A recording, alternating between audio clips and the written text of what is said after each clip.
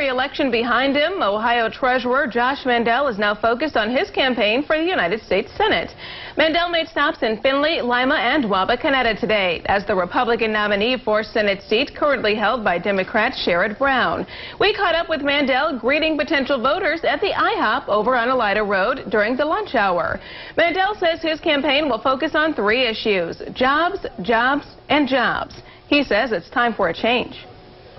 The guy we're running against, Sherrod Brown, seems to be like a nice guy, but he's been in Washington for 2 decades, and he's been running for political office since Richard Nixon was president. And I believe we need a new generation of leadership in Washington, people who sound a little different, look a little different, feel a little different, and have the backbone to stand up to leaders in both the Republican side and the Democratic side. The day that some Republican boss with gray hair puts his hand on my shoulder and says, "Hey son, you better vote for this legislation or we're going to kick you off your committee or we're going to embarrass you in the media," I'll look him squarely in the eyes and I'll tell him, "Respectfully, sir, you don't represent me. My boss is 11.5 million people back in the state of Ohio."